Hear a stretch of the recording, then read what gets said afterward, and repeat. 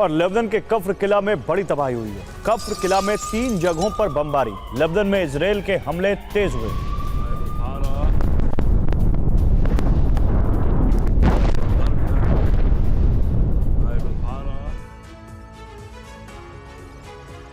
Iran पर हमले से पहले इजराइल खुद को अभेद्य किले में तब्दील करना चाहता है, जिससे ईरान और उसके प्रॉक्सी संगठन पलटवार करें तो इजराइल को ज्यादा नुकसान ना हो। इसलिए इजराइल अमेरिका से मंगाए थार्ड सिस्टम को फ्रंटलाइन पर लगा रहा है। दरअसल ये फैसला इजराइल को इसलिए भी लेना पड़ा क्योंकि उसका सुपर डिफेंस सिस्टम आयरन डोम हमास और ईरान के हमलों में फेल हो गया।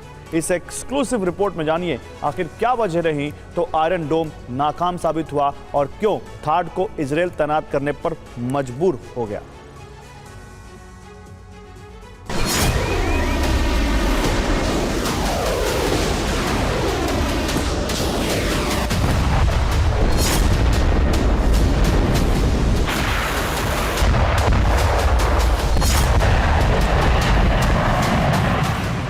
दो बार ईरान ने इजराइल पर मिसाइल हमले करके न सिर्फ अपनी ताकत का सबूत दिया बल्कि अपने मंसूबे जाहिर कर दिए कि अब ईरान रुकने वाला नहीं है, वो खामोश नहीं बैठेगा।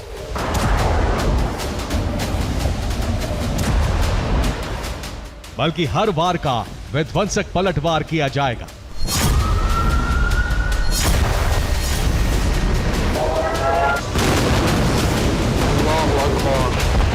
ईरान के हमले से इजराइल के बेहतरीन कहे जाने वाले डिफेंस सिस्टम की पोल खुल गई।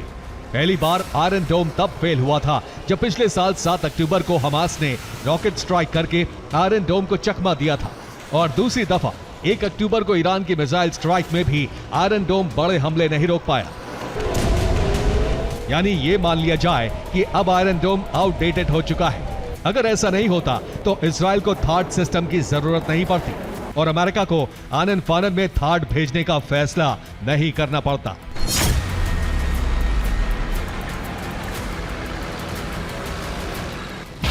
अमेरिका ने 7 थार्ड सिस्टम इजराइल भेजे हैं।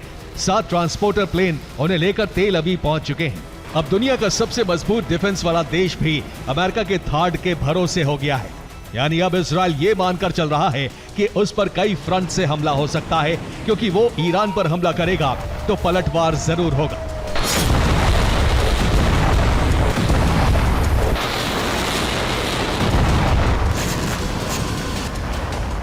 इसलिए थार्ड के जरिए बॉर्डर को अभेद्य किले में बदल देना चाहता है, क्योंकि आयरन डोम हमास की रॉकेट स्ट्राइक में फेल हो चुका है।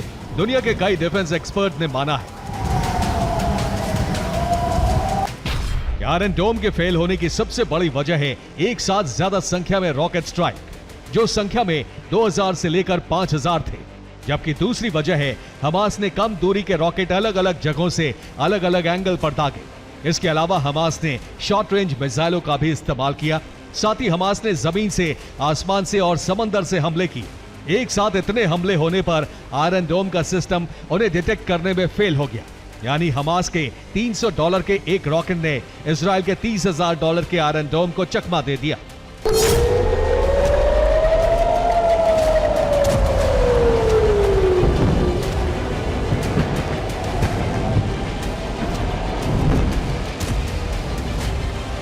हालांकि इसके पीछे एक वजह और भी है। आयरन डोम के सॉफ्टवेयर की प्रोग्रामिंग शॉर्ट और मीडियम रेंज मिसाइलों के अलावा एक साथ 10 से 15 रॉकेट के लिए की गई थी, लेकिन हमास ने हमला करने से पहले आयरन डोम पर रिसर्च की और फिर ताबड़तोड़ सस्ते रॉकेट दागकर अपने लड़ाकों को इजराइल में घुसा दिया, क्योंकि डोम सिर्फ रॉकेट को डिटेक्ट करने में ही उलझा रहा।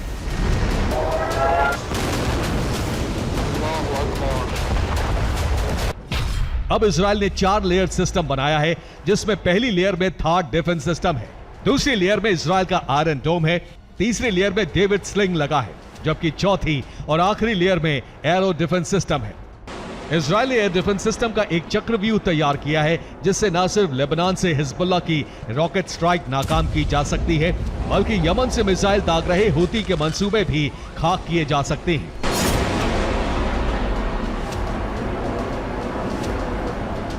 इसके अलावा गाजा से हमास और सीरिया, इराक में मौजूद ईरानी प्रॉक्सी के हवाई हमले भी रोके जा सकते हैं। इसके अलावा थाड की तैनाती से ईरान की मीडियम रेंज मिसाइल अटैक को नाकाम करने में इजराइल कामयाब हो सकता है, क्योंकि अमेरिका का थाड दुनिया के बेहतरीन एयर डिफेंस सिस्टम में से एक है।